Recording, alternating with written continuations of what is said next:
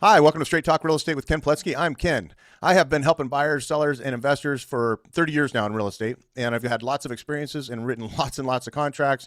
And I thought about you as a consumer, maybe not knowing all the aspects of contracts that you sign. A lot of times, maybe you're just given papers in front of you and a brief explanation of what those are, and then you sign away.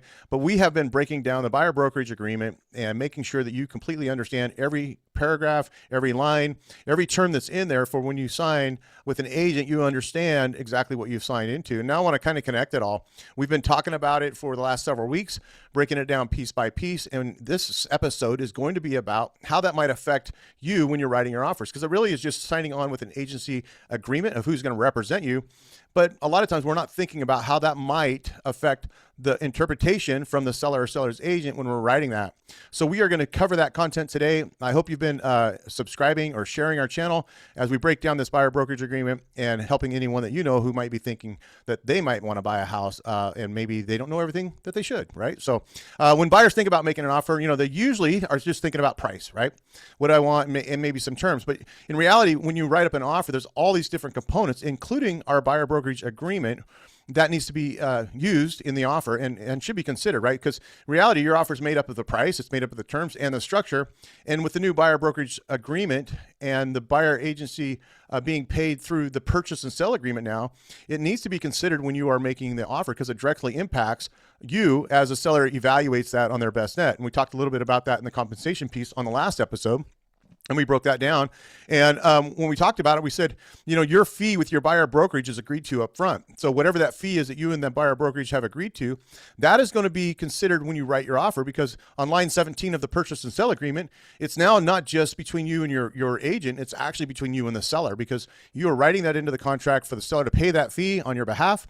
Now, historically, that's how it was done. The listing agent was paid by the seller, and the listing agent split the commission out with the buyer agent broker.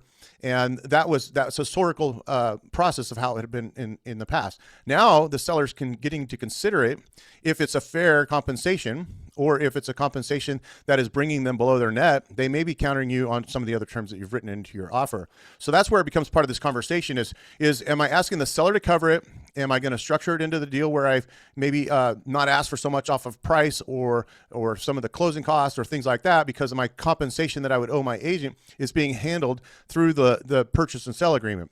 So depending on how you structure that, your offer may look stronger or weaker when you're in comparison to someone, right? And we talked about that last week when we were using the examples of a $500,000 house, and you're asking the seller to cover your compensation and your closing costs, and they compare that to another offer at $495 with fewer concessions and maybe a lesser amount on the buyer brokerage agreement.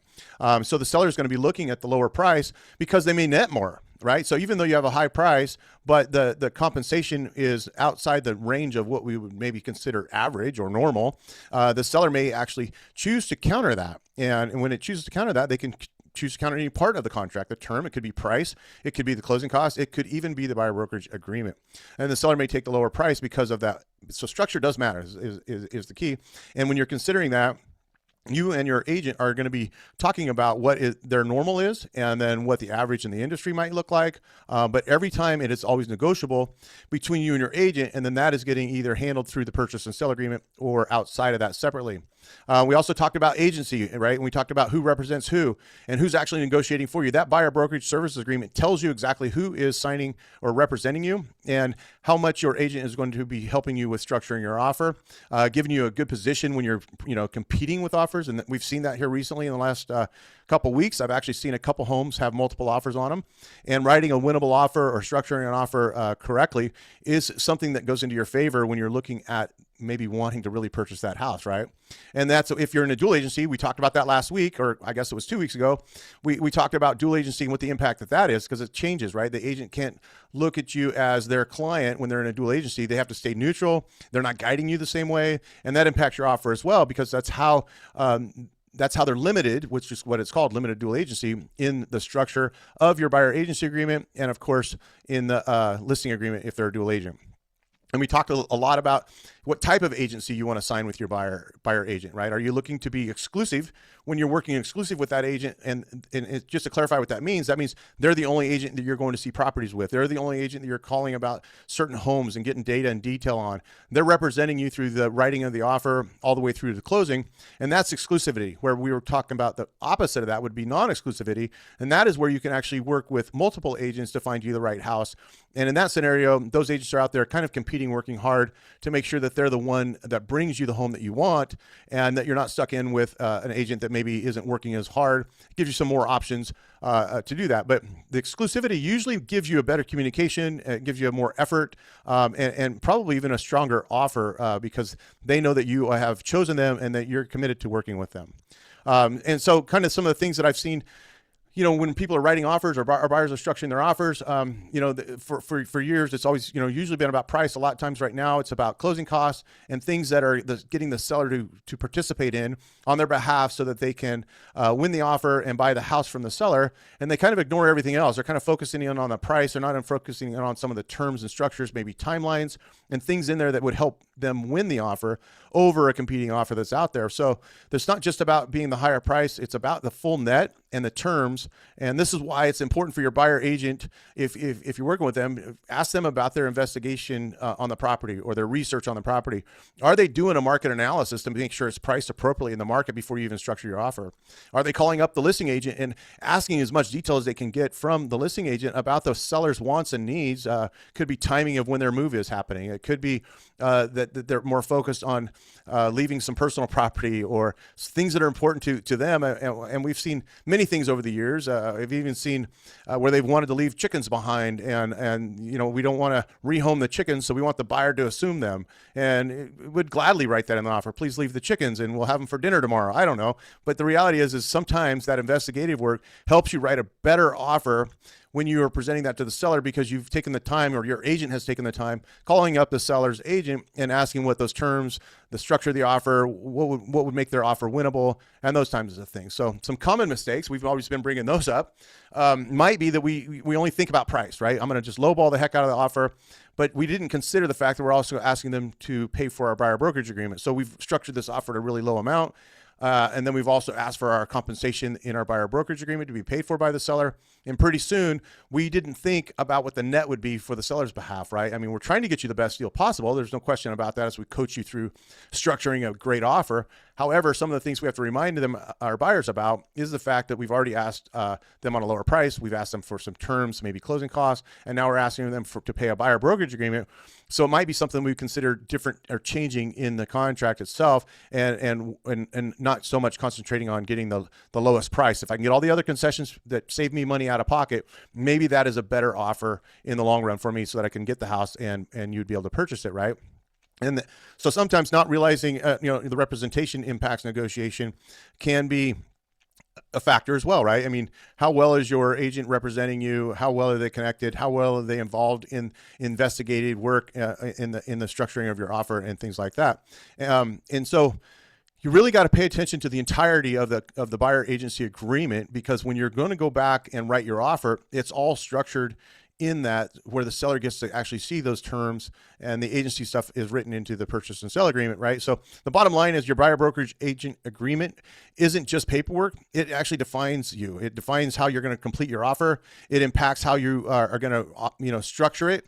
It's how it's presented. It might be the good question to your buyer agent that you're picking might be, how do you present the offer? Tell me a little bit about what you do when you send over my offer. All right. Are you given a summary? Are you just sending it via email right out of your electronic signatures? I mean, are you actually calling up the listing agent? Are you presenting it in person?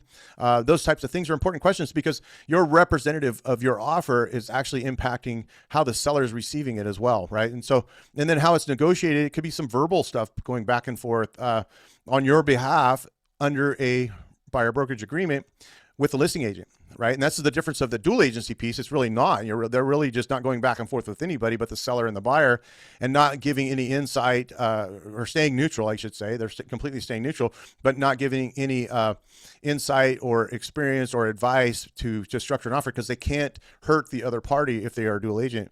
And so those are some definite things that I wanted you to be picking up from this buyer brokerage service agreement. and understanding it completely so that you can make sure that you are out there being successful when you're purchasing maybe your first property, or you're like one of our investors who's purchased their 15th or 16th property, right? And they understand the process because they've done it with us before. But the reality is when we start looking at this buyer brokerage agreement and how it impacts our offers today compared to what it was just a year and a half ago, it is completely different, right? So let's do a quick recap of what we talked about here today. Your agreement, your agency agreement actually defines the compensation, the representation, and the commitment. And that's where we're at so far in this series. We've kind of defined what those are, whether it's the area that you're looking at, the time you're committed to, the exclusivity or non-exclusivity. We went over dual agency. We've gone through the compensation in our last series on how the buyer gets paid, or buyer agent gets paid, right? And when we look at that, we're looking at maybe if you wanted to get a really low price, let's just use this as an example. You want to really negotiate a low price. You choose to pay your buyer agent outside of the purchase agreement.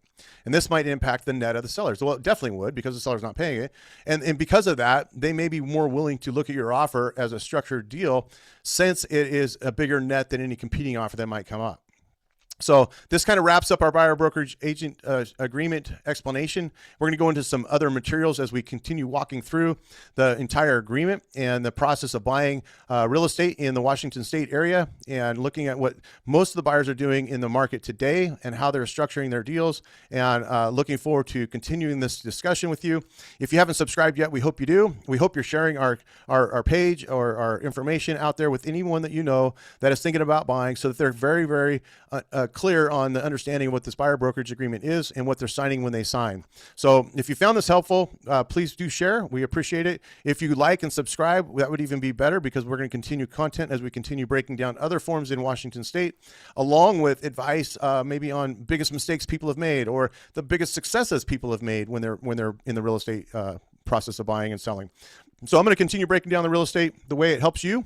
So if you're thinking about buying and you want to walk through this process a little bit deeper, have some better under knowledge with no obligation, you just reach out. I'm always happy to help, and we'll just catch you guys on the next one. This is Ken Pletsky with Straight Talk Real Estate. No fluff, no BS, just all transparent talk about the real estate industry and what's going on in it. All right. Thanks again.